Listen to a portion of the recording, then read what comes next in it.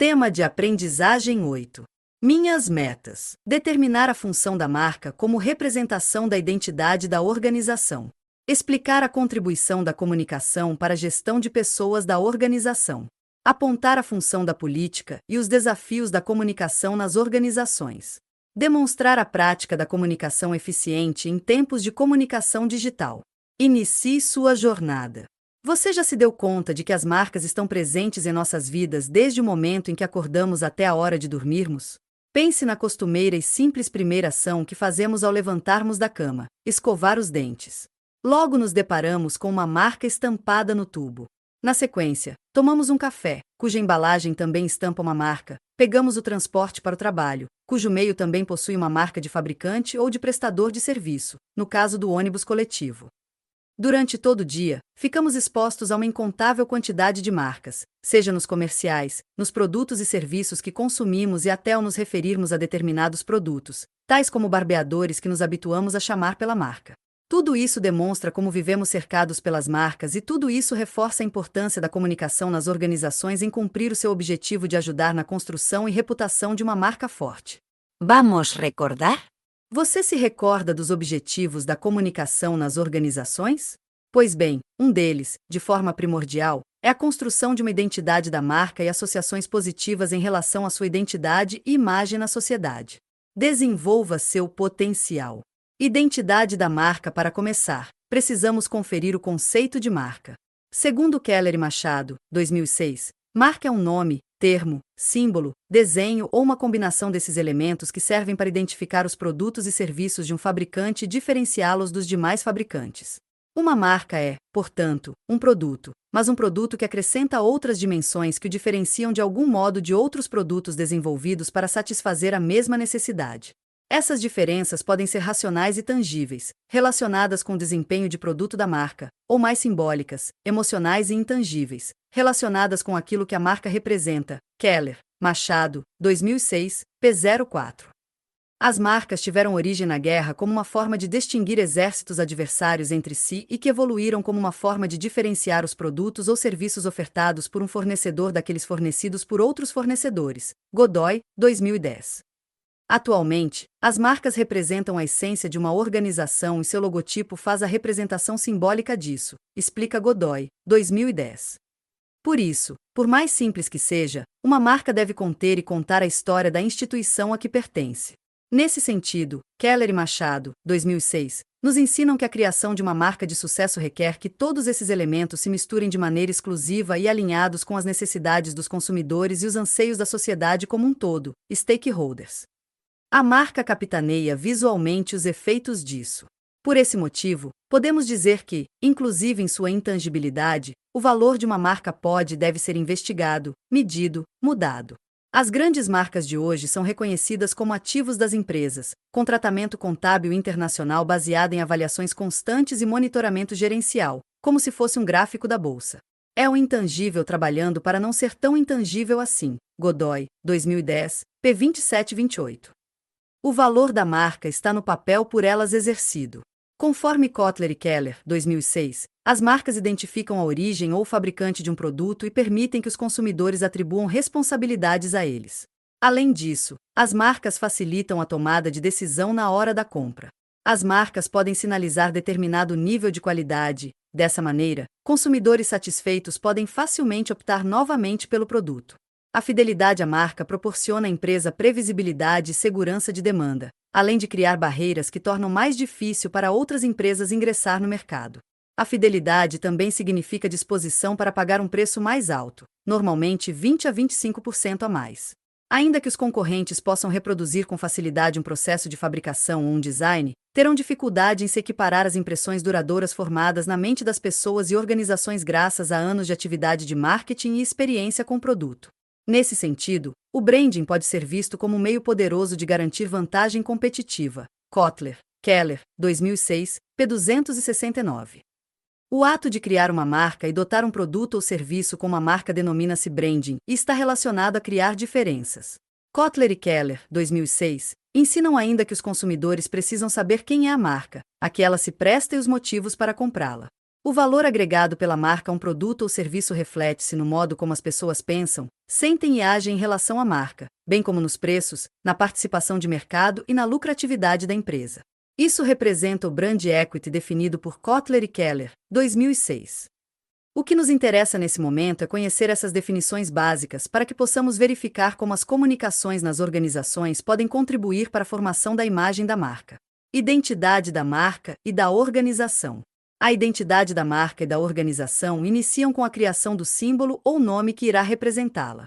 Esse símbolo apresenta referências facilmente verificáveis visualmente de uma fonte para que se processem nos receptores. Godoy, 2010. Assim, uma logomarca resulta das relações que uma empresa tem com seu mercado de atuação. Nesse sentido, o termo logos, do grego, refere-se ao discurso, ou seja, que empresa está falando de si própria e por ela própria. Godoy, 2010.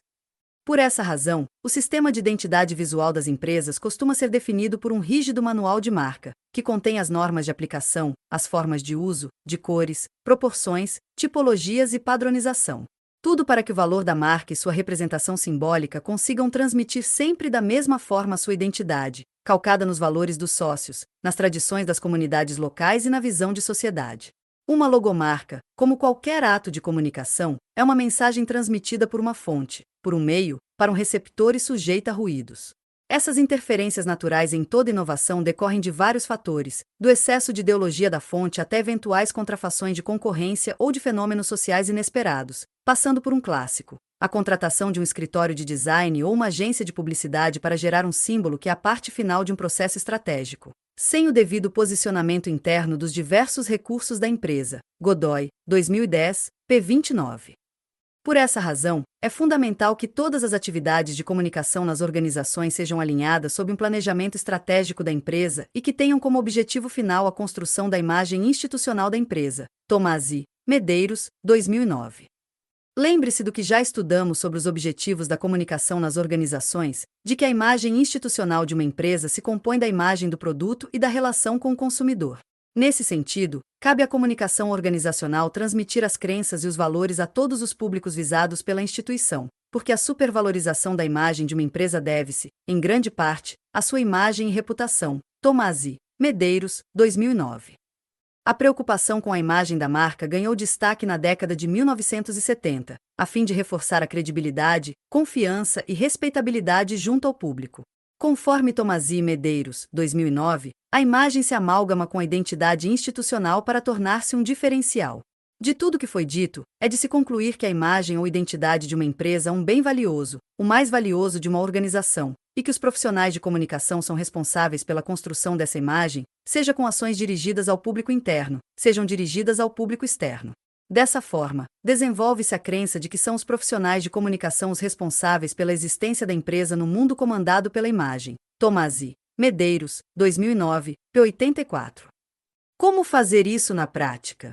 Tomasi e Medeiros, 2009, reforçam que o foco das estratégias de comunicações nas organizações devem concentrar-se nas seguintes ações: acompanhar as tendências sociais, saber defender-se no momento certo com uma mensagem adequada, evitar a atitude de deixar acontecer ou deixar como está para ver como vai ficar, omissão, evitar entrar no fogo das discussões acaloradas, evitar interpretações distorcidas da imprensa, desenvolver cultura de excelência de produtos e serviços, comunicação e gestão de pessoas. Você se recorda de que, ao abordarmos os tipos de comunicação nas organizações, referimos-nos à comunicação cultural? Lembra-se de que a comunicação cultural comporta os climas internos? Esse clima de que tratamos expressa-se no nível de motivação e opinião dos funcionários da organização e que, por meio da comunicação interna e das ações de endomarketing, podemos mudar e adequar o clima organizacional. Entretanto, antes de fazermos uma comunicação interna ou alterarmos o clima organizacional, precisamos inicialmente medir a temperatura e o clima organizacional em si. Como se faz isso na prática? A resposta encontra-se na pesquisa de clima. De acordo com Matos, 2014, a pesquisa de clima visa refletir o modo como a empresa lida com seus colaboradores e influencia o comportamento dos indivíduos. Essa modalidade de pesquisa auxilia na gestão administrativa e oferece suporte à gestão da comunicação. O vínculo entre a satisfação dos funcionários e a satisfação dos clientes cria uma relação de corresponsabilidade entre as empresas e os funcionários. Em razão disso, o nível de satisfação dos clientes internos é um importante indicador dos esforços da empresa no sentido de melhorar a satisfação dos clientes externos e o desempenho operacional. Fatores orientados para a segurança, saúde, bem-estar físico, mental e moral dos clientes internos devem ser parte dos objetivos de melhoria contínua da empresa. Ouvir a voz e compreender os pensamentos e sentimentos do cliente interno é, portanto, o primeiro passo a ser dado antes de procurar satisfazer outras expectativas. Matos, 2014, p. 152. Em outras palavras, somente é possível satisfazer os clientes externos se os funcionários estiverem satisfeitos internamente para engajarem-se no processo produtivo e oferecerem o melhor de si para contentar o consumidor final. Por essa razão, precisamos conhecer a realidade da empresa e é nesse momento que entra em cena a pesquisa de valores e comportamento, cuja função consiste em oferecer informações para o entendimento claro da empresa no que se refere à sua cultura e motivação. Matos, 2014. A pesquisa de cultura e clima organizacional pode ser feita de várias formas, incluindo questionários detalhados ou até perguntas simples e diretas. Além disso, as pesquisas podem ser qualitativas, quantitativas ou temáticas. Matos, 2014. Dessa forma, temos: pesquisa qualitativa. Atinge um público específico e fundamenta-se em dados qualitativos com descrições detalhadas de situações e realiza-se por meio de entrevistas. Pesquisa quantitativa. Mais genérica e abrange todos os públicos por meio de um questionário único e estruturado. Pesquisa temática. Especifica um assunto e abrange diversas fontes a serem consultadas a respeito do tema.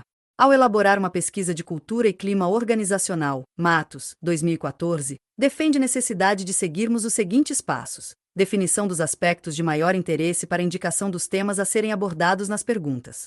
Decisão sobre os estilos de perguntas a serem aplicadas. Redação das perguntas com clareza e objetividade. Organização das perguntas em uma sequência ordenada de acordo com os temas a serem abordados. Enumeração dos elementos que possam complementar as perguntas, tais como pequeno texto introdutório sobre os objetivos da pesquisa, explicações sobre a forma de aplicação, critérios de avaliação e maneira de responder o questionário. Além disso, Matos, 2014, também sugere os seguintes cuidados com relação à redação das perguntas a serem feitas aos funcionários. Redigir as perguntas com concisão e clareza para facilitar a indicação das respostas.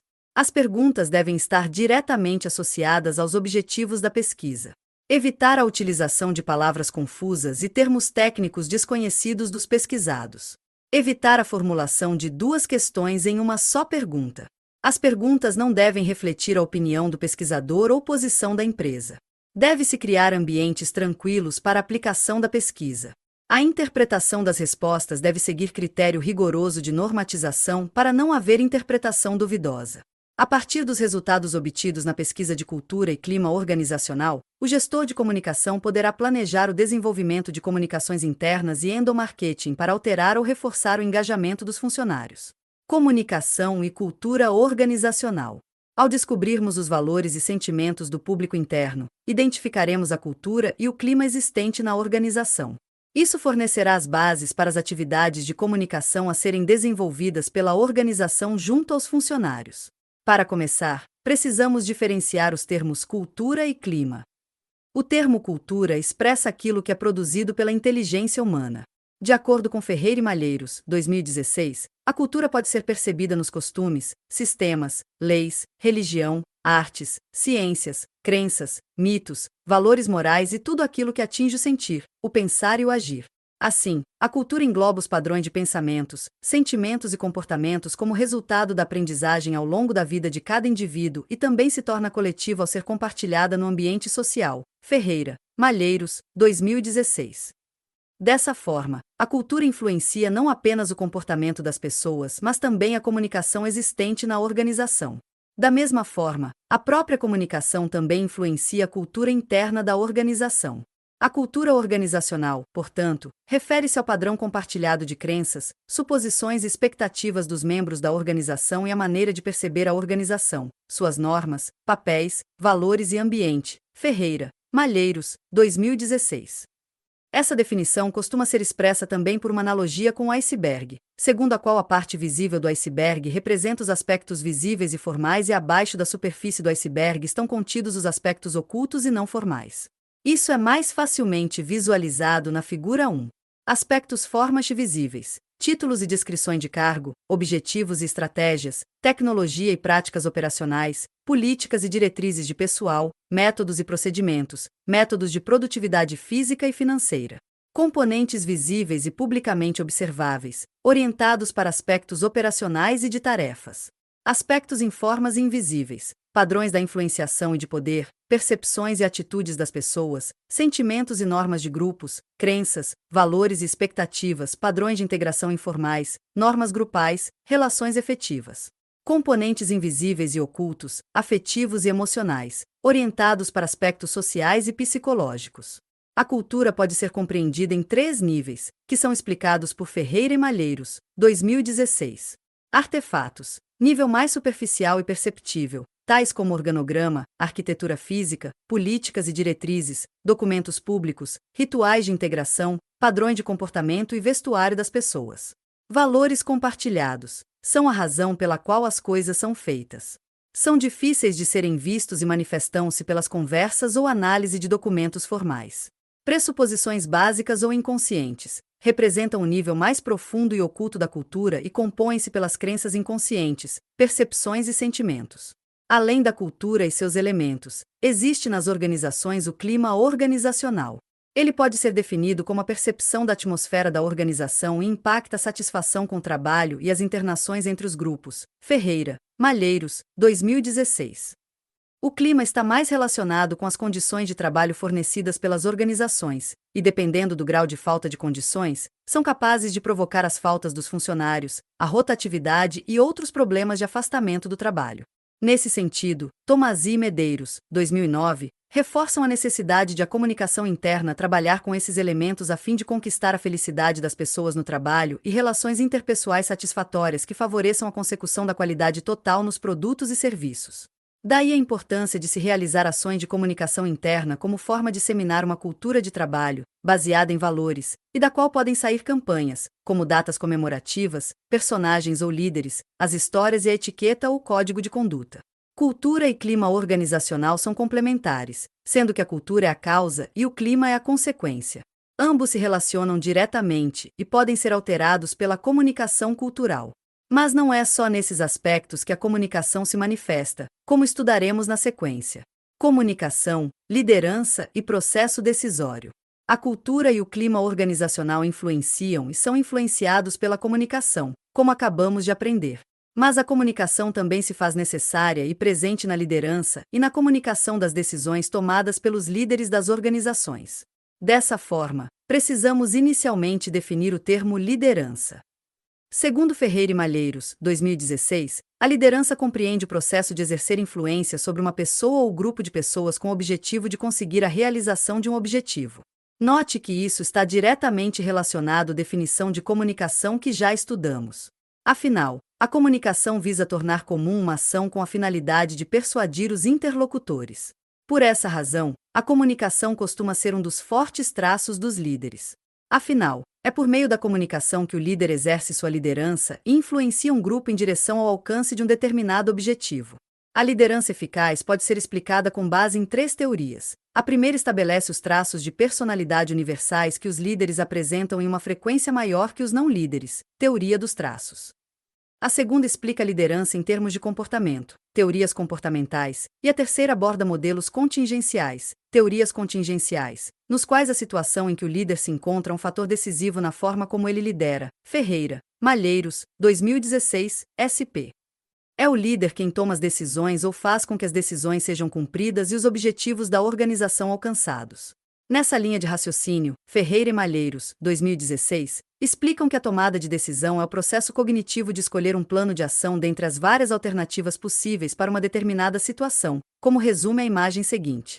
Percepção da situação, análise e definição do problema, definição dos objetivos, procura, avaliação e comparação de alternativas, escolha da alternativa mais adequada, implementão. Generalizando o processo, tudo começa com a percepção de uma situação-problema, passa para o levantamento de dados relativos ao problema, segue por sua identificação e as alternativas para sua resolução e, finalmente, escolha do melhor caminho a ser seguido. Feita a escolha, cabe ao líder comunicar e disseminar a informação. Isso demonstra a necessidade de se ter uma rede de comunicações estruturada a fim de garantir que a informação seja transmitida e aprendida pelos demais integrantes do grupo. Ferreira, Malheiros, 2016. A informação assume papel relevante no processo decisório, uma vez que, se ela for adequada, diminuirá a incerteza provocada pelo ambiente. Nesse sentido, a tecnologia exerce um papel essencial tanto na comunicação quanto no armazenamento dos dados, informações e conhecimentos e na integração dos tomadores de decisão. Portanto, quanto maior a capacidade das tecnologias da informação e da comunicação, maior a capacidade de interrelacionamento e a capacidade de aprender e lucrar com o compartilhamento da informação e do conhecimento. Ao mesmo tempo em que conduzem a um aumento da capacidade de compartilhamento da informação e do conhecimento, possibilitam também o aumento de sua quantidade disponível, um aumento de dados brutos, dos quais apenas uma parte se transforma em informações potenciais, o que significa que apenas pequeno número delas se transformará em informações ou em conhecimento. Ferreira, Malheiros, 2016, SP. Dessa afirmação, pode-se depreender a necessidade dos sistemas de informação, também já estudados, e como eles estão relacionados com a comunicação e com o processo de cultura, clima e liderança na organização. Todavia, para que a comunicação seja eficaz e eficiente, cujos termos também já aprendemos, precisamos adotar uma política de comunicação. E esse será o tema do tópico seguinte, bem como os desafios da comunicação nas organizações. Políticas e desafios da comunicação nas organizações. Sempre que uma organização opta por profissionalizar a sua comunicação, isso nem sempre significa que ela terá sucesso na prática da comunicação com seus públicos. Isso porque a comunicação nas organizações depende do estilo da definição de uma política de comunicação e dos estilos de gerenciar a instituição. A prática da comunicação nas organizações depende de muitas variáveis, não apenas de um planejamento e do uso dos tipos de comunicação, social, cultural, administrativa, gerencial e sistemas de informação, pois nem sempre isso é suficiente. Ainda assim, a organização fica suscetível a ruídos na sua comunicação, causados pela ausência de uma política de comunicação clara, objetiva e com diretrizes gerais sólidas, com o objetivo de atingir os objetivos estabelecidos para a consolidação da imagem e reputação da marca. De acordo com Bueno, 2014, torna-se comum encontrarmos ações, estratégias e planos de comunicação respaldados em alguns pressupostos que dependem mais do insight ou do feeling dos executivos da organização do que propriamente de um esforço de sistematizar a comunicação.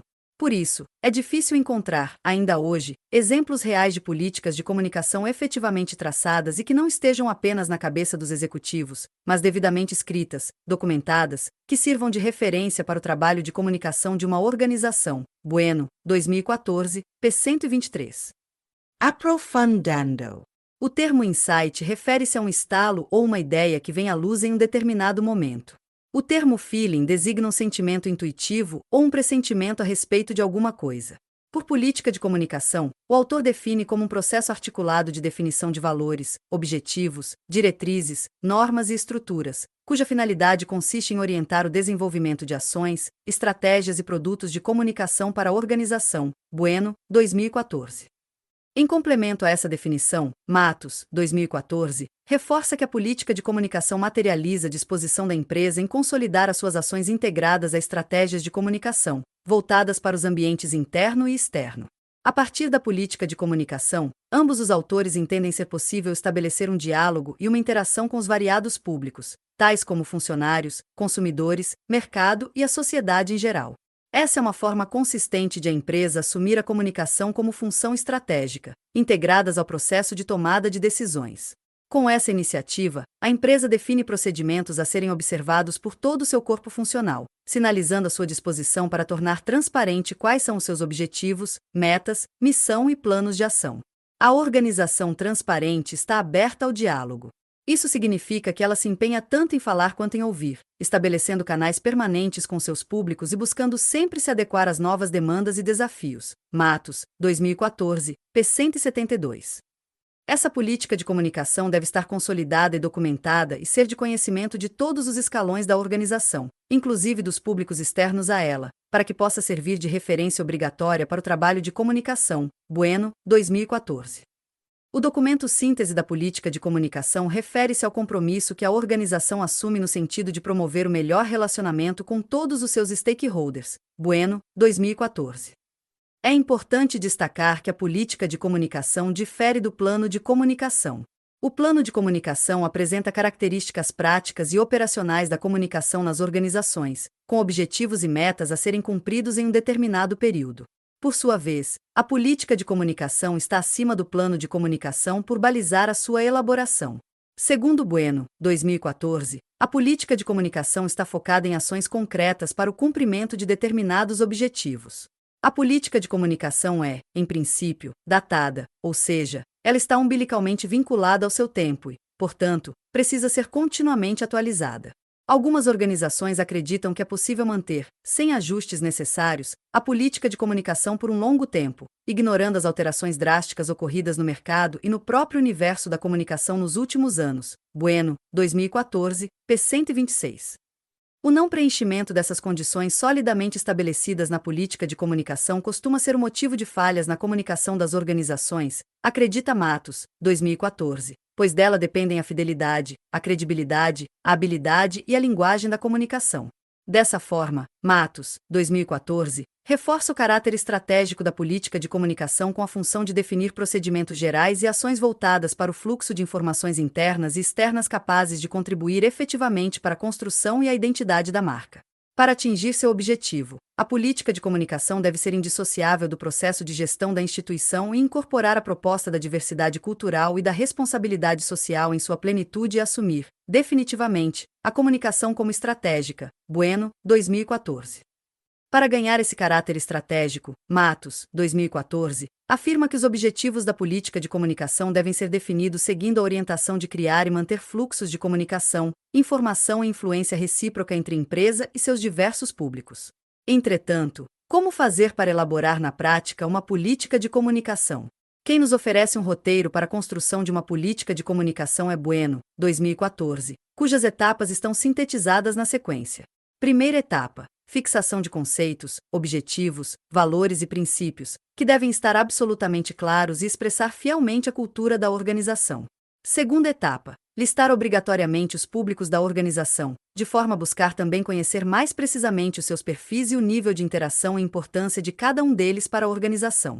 Terceira etapa: diagnóstico da situação atual da comunicação interna e externa da organização, com atenção especial para a existência ou não, a eficácia ou não, dos canais de relacionamento com esses públicos.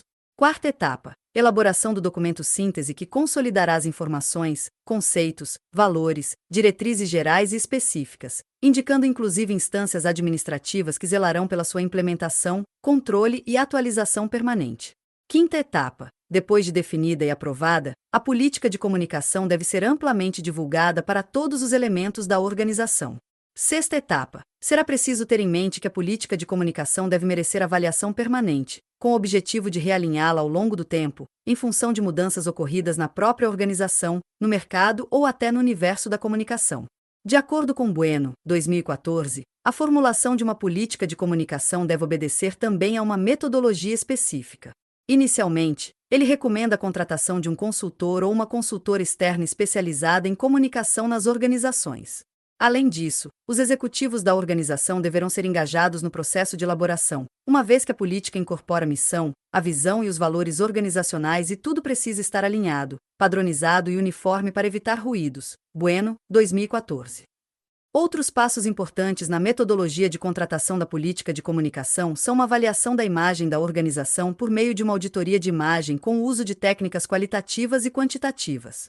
A política de comunicação deve assumir esta perspectiva de avaliação permanente e incluir a realização sistemática de pesquisas e auditorias de modo a mensurar o retorno do trabalho em comunicação.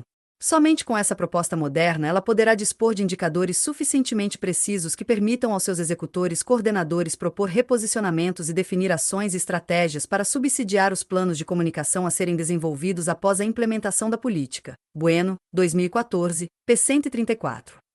Finalmente, as ações estratégicas da política de comunicação devem garantir a consecução de uma lista de metas, as quais são definidas por Matos, 2014, a seguir. Conscientizar a opinião pública sobre a boa qualidade dos produtos da empresa ou instituição.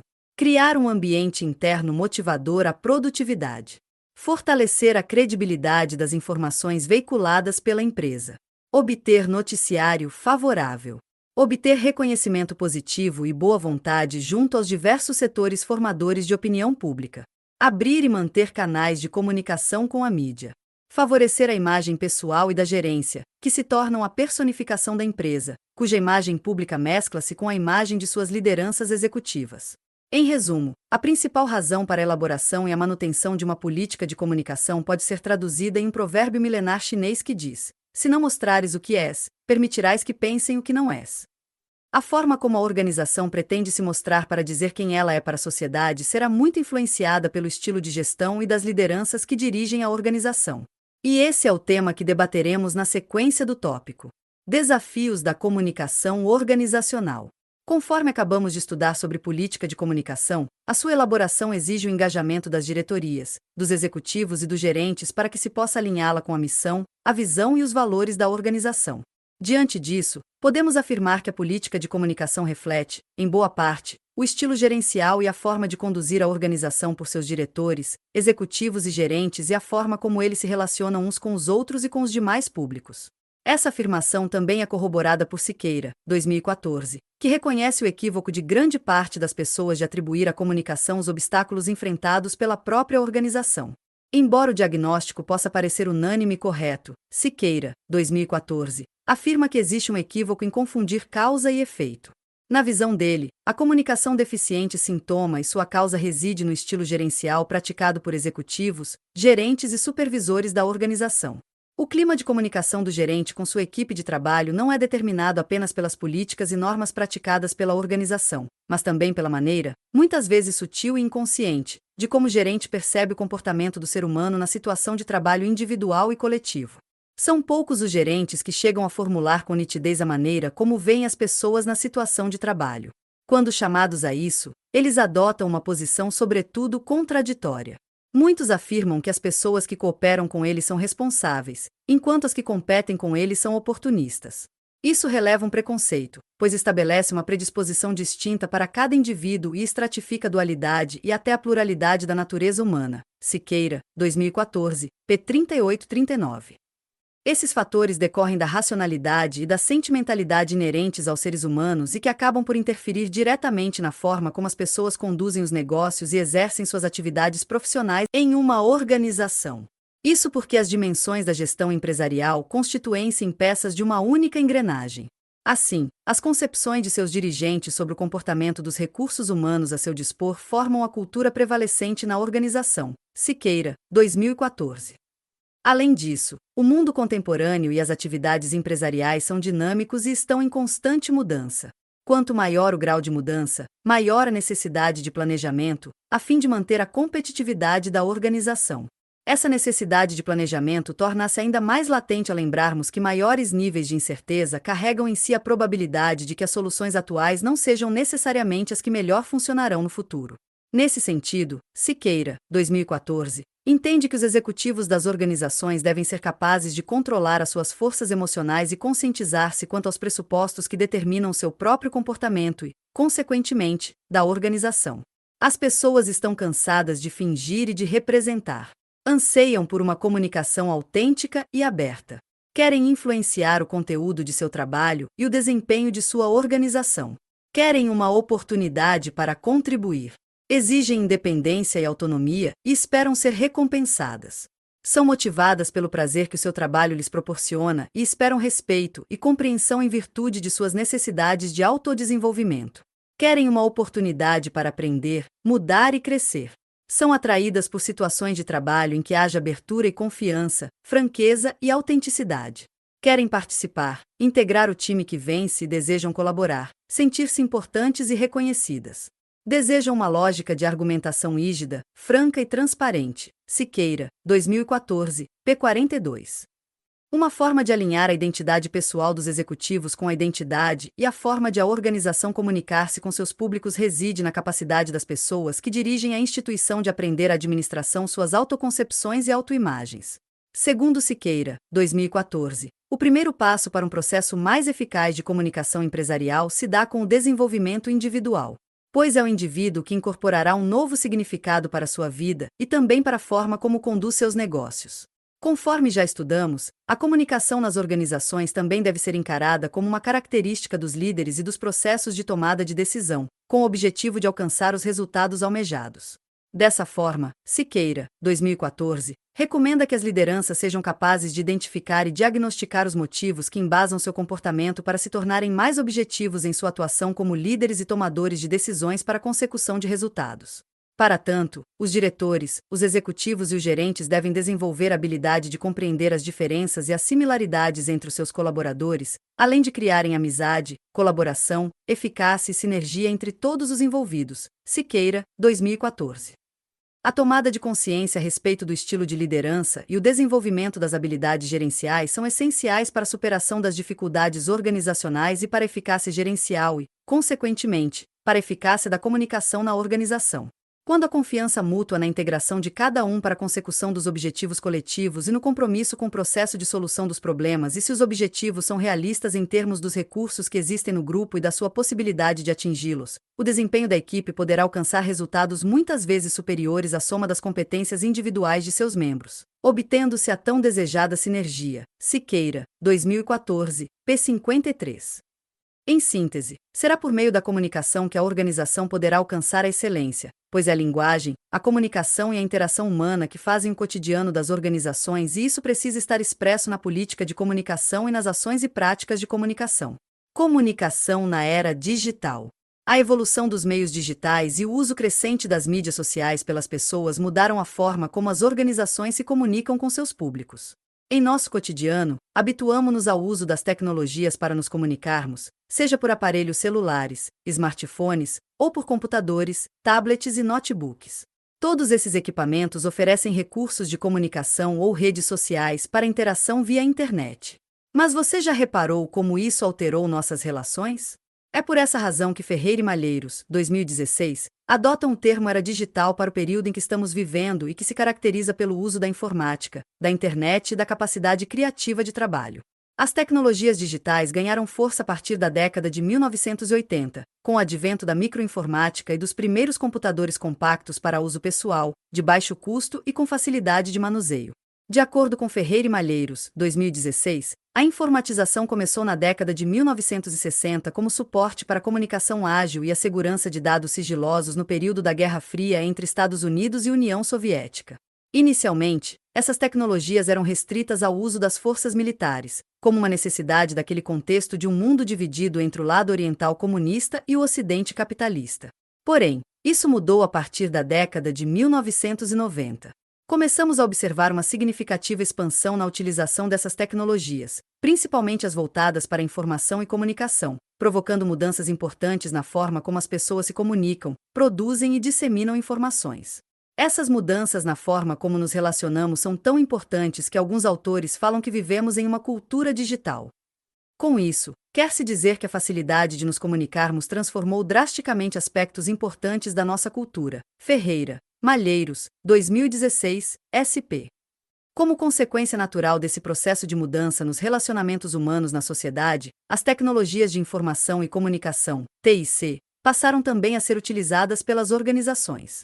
Podemos constatar isso de maneira prática na forma como recebemos informações das instituições com as quais nos relacionamos, tais como a sua faculdade e a sua empresa, ao recebermos e-mails, intranets, redes corporativas de dados e portais exclusivos de acessos. Bueno, 2014, também aponta outro aspecto relevante, que é o crescimento das compras online, a automação de muitas atividades que antes eram desempenhadas por pessoas e a possibilidade da produção colaborativa por meio da inteligência coletiva e da interação digital. As redes e as mídias sociais geram um ambiente propício a essa nova postura e aprofundam a expansão desse modelo, que define plataformas digitais para participação intensiva, criando uma mentalidade wiki que revoluciona a relação das organizações com seus stakeholders internos e externos. Na prática, a adoção do processo de inovação aberta, que coroa esse movimento pela Wiki-economia, só tem se consolidado em culturas corporativas que não se sentem ameaçadas pela abertura de seus processos para os parceiros externos e que acreditam nas vantagens da transparência do conhecimento. Bueno, 2014, p. 102-103. Nesse sentido, o uso das tecnologias de informação e comunicação pelas organizações traduz-se em competitividade e agilidade. A integração dessas ferramentas ao processo de comunicação interna, intranet, portal corporativo, newsletter ou WhatsApp são alguns dos exemplos citados por Ferreira e Malheiros, 2016. Os principais ganhos para a comunicação interna apontada pelos mesmos autores são: criação de canais de comunicação oficial, Disseminação de cultura. Otimização de tempo. Incentivo ao comportamento colaborativo. Melhoria no clima organizacional. Quando utilizadas nos processos de comunicação com o público externo, as tecnologias de informação e comunicação também podem trazer ganhos para as empresas, como agilidade, facilidade e redução de custo. Nesse sentido, Ferreira e Malheiros, 2016, também apontam as oportunidades de uso da comunicação organizacional na era digital, comunicação institucional, relação com os consumidores, relação com a imprensa. Tudo isso também levou ao surgimento de uma nova geração de pessoas e à criação das mídias sociais, que tão bem conhecemos e utilizamos na atualidade, cujos temas merecem destaque na abordagem do tema na sequência. Comunicação e mídias sociais. As mídias sociais são uma tendência e motivo de interesse de muitos jovens na atualidade, os quais alimentam desejos de atuarem com elas na sua vida profissional. Se esse é o seu caso, perceba como as mídias sociais podem ser trabalhadas na comunicação nas organizações. Já estudamos como as tecnologias da informação e comunicação, TIC, mudaram nosso comportamento em sociedade e nas organizações. Como consequência disso, surgiu uma nova geração, denominada Geração Y.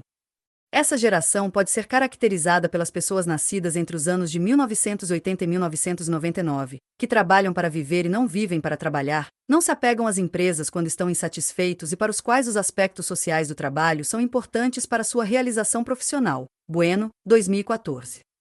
Nesse sentido, as organizações precisarão cativar seus colaboradores para que eles permaneçam e desenvolvam-se na empresa e se tornem produtivos e engajados nos processos organizacionais, reforça Bueno, 2014. Isso porque a geração Y não diferencia a vida pessoal da profissional, exige flexibilidade a horários e prazos e mantém um conceito diferenciado de lealdade aos amigos e chefes, além de priorizarem o contato social. Bueno, 2014. De acordo com Ferreira e Malheiros, 2016, as pesquisas demonstram que os brasileiros passam cerca de 8 horas por mês conectados às redes sociais. Além de serem consumidores das marcas, produtos e serviços, eles utilizam as redes para manifestarem suas satisfações e insatisfações a respeito das organizações e as empresas oferecem também informações por elas. Imagine que um consumidor que tem uma visão negativa de sua empresa divulgue em uma rede social, como o Facebook, por exemplo, e essa informação seja compartilhada muitas vezes. O impacto negativo para a imagem de sua empresa seria bastante grande. Daí o fato de as grandes empresas colocarem equipes monitorando os comentários que surgem sobre seus produtos e serviços. Se houver alguma crítica, será possível contorná-lo o mais cedo possível, assim como, se houver algum elogio, será possível potencializá-lo. Ferreira, Malheiros, 2016, SP. Além desses aspectos, Ferreira e Malheiros, 2016, também relacionam outras formas de uso das mídias sociais como atividades de comunicação das organizações.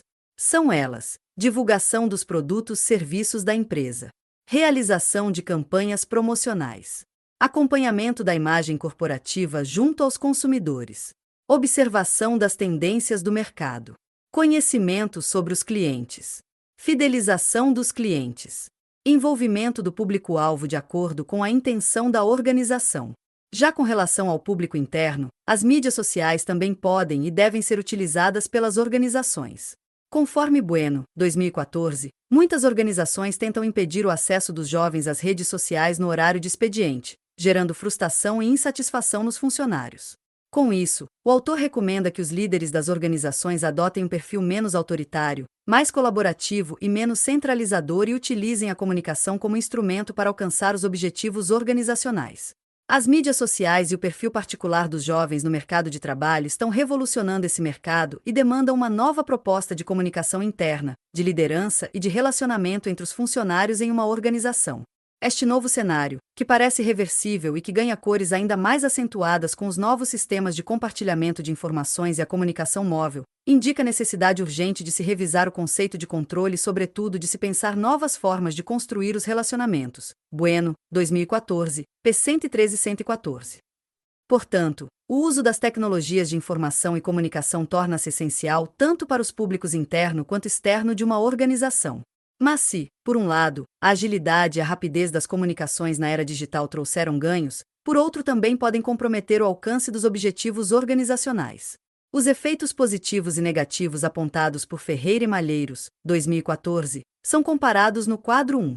Efeitos positivos: prazos de negociação reduzidos, Agilidade na Interacao.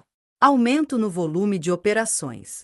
Efeitos negativos: esquecimento de aspectos importantes das tarefas. Dispersão no ambiente de trabalho. Impulsividade. Cansaços físico e mental. Trabalhos superficiais. Ainda com relação ao uso das mídias sociais, Bueno, 2014, aponta que a temática não se refere a um mero modismo, mas a uma realidade que pode impactar significativamente a imagem e a reputação das organizações. Segundo Bueno, 2014, não basta que a organização esteja presente nas mídias sociais. Elas precisam estar presentes no momento adequado, a fim de não incorrer no erro da síndrome da presença inadequada, caracterizada pela presença sem um planejamento prévio. De maneira definitiva, as mídias sociais não foram concebidas como espaços para que as organizações, de forma unilateral, divulguem seus atos, realizações, produtos ou serviços, mas para estabelecer conversas, promover debates, de maneira natural, firmando-se como um elemento a mais em um grupo ou roda de amigos. Infelizmente, muitas empresas se postam nas mídias sociais como as únicas e mais importantes protagonistas, com discurso unilateral, grandiloquente, assumindo a figura daquele que está, mais do que todos os outros que compartilham o mesmo ambiente, autorizado a falar. Elas relutam em ouvir e particularmente se irritam toda vez que o tom da conversa não lhes favorece, deixando de aproveitar essa oportunidade única de trocar informações e experiências com seus amigos, aprendendo também com o que eles têm a dizer. Bueno, 2014, p. 142-143. Ainda de acordo com Bueno, 2014, nas mídias sociais as lacunas de comunicação e ações truculentas são punidas com rigor. É preciso recordar-se sempre de que as estruturas de poder não são verticalizadas, dotadas de hierarquia e uma única voz. É preciso interação e saber ouvir. Como nos lembra Silva, 2018, as redes sociais representam um espaço tanto para as corporações quanto para os consumidores, cuja função pode ser dispor descontentamento, críticas e manifestações, como também para responder e dialogar. Um aspecto importante nesse sentido reside nas plataformas de reclamação, que dão poder aos consumidores. Os sites de reclamação são relevantes e exigem que as organizações saibam lidar com o diálogo e a tecnologia com o objetivo de preservar sua imagem e reputação. Os direitos dos consumidores estabelecidos no Código de Defesa do Consumidor, aliados ao poder de influência das mídias sociais, colocam as marcas diante um novo desafio a ser enfrentado pela comunicação nas organizações. A tomada da palavra por parte dos sujeitos e a consolidação dos direitos do consumidor colocam as marcas na berlinda. Nesse contexto, emerge como desafio às organizações a gestão da convivência e a premência do respeito pelas demandas do consumidor, assim como a abertura para a escuta das distintas vozes que povoam as plataformas de reclamação online e outras redes sociais. O potencial tecnológico e a interatividade não podem ser vistos como um fim, mas um meio que pode produzir estratégias para a gestão dos conflitos entre marcas, consumidores e ativistas. Silva, 2018, p. 215. Os autores citados nos mostram a importância de as organizações estarem preparadas para o diálogo nas mídias sociais. Isso exige planejamento e pode ser feito por meio da própria tecnologia, capaz de contribuir com a inteligência organizacional, como estudaremos a seguir. Uso das tecnologias para a inteligência organizacional. Além de mudar os nossos hábitos e nossas formas de nos relacionarmos em sociedade, a tecnologia também trouxe agilidade e capacidade de processamento de dados que podem nos ajudar na tomada de decisão. Por esse motivo, as empresas costumam recorrer à inteligência empresarial para o planejamento de suas ações, incluindo a sua comunicação.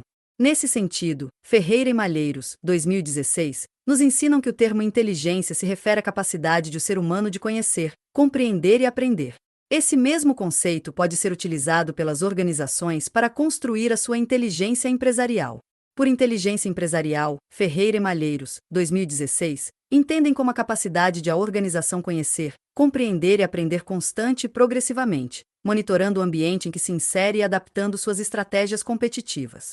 Essa inteligência competitiva está configurada sobre 3 pilares. Inteligência defensiva, ajuda a evitar as possibilidades de surpresa.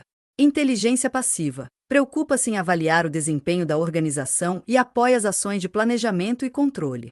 Inteligência ofensiva, busca oportunidades de negócios. A inteligência empresarial representa uma forma de produção de conhecimento.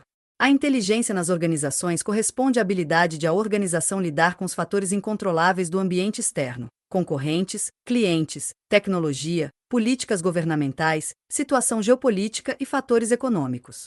Nesse sentido, Ferreira e Malheiros, 2016, sustentam que a inteligência empresarial compreende 6 fases, a saber: gerenciamento, definição das necessidades de informação, sua obtenção e fontes; coleta, atividades de obtenção das informações relevantes; avaliação, análise das informações e sua transformação em informações; divulgação, distribuição das informações para os públicos organizacionais; utilização, incorporação das informações nos planejamentos organizacionais; realimentação, adaptação e ajuste da organização às informações coletadas e incorporadas ao planejamento. Mas como a inteligência empresarial pode contribuir com a comunicação nas organizações? Como a comunicação está inserida no ambiente organizacional e relacionada à cultura e gestão da instituição, essas informações fornecem o suporte estratégico para suas atividades. Dessa forma, Ferreira e Malheiros, 2016, recomendam seguir as seguintes orientações para obter o caráter estratégico da comunicação com o auxílio da inteligência empresarial. São elas: entender a estratégia do negócio, analisar os clientes e a concorrência, fazer o diagnóstico de marketing e comunicação, definir os objetivos e estratégias, elaborar o plano de ação, define indicators, descrever o orçamento, criar um cronograma, colocar o plano em prática. Observe como todo o processo de comunicação nas organizações se retroalimenta a todo momento e torna-se dinâmico. Além do planejamento, dos tipos e atividades, a prática da comunicação nas organizações também exige cuidados com a produção dos materiais. Novos desafios. Agora que finalizamos este tema, o que você aprendeu até aqui? Como a comunicação nas organizações, a gestão da marca e da imagem e a identidade de uma empresa se relacionam? Como a comunicação nas organizações auxilia nos processos de gestão de pessoas? Qual a relevância do alinhamento de valores e crenças da instituição com os colaboradores para a imagem e a identidade corporativa? Como a pesquisa de valores e de comportamento organizacional está inserida nesse processo? Como a comunicação ajuda na formação e consolidação da cultura organizacional? Como líder, qual seu papel na tomada de decisão dentro das organizações e na comunicação? Sobre as políticas de comunicação empresarial, quais as etapas necessárias e a metodologia de construção para colocá-la em prática? Considerando o crescimento da era digital e seus impactos na comunicação, como isso se reflete na maneira de conduzir a comunicação nas organizações?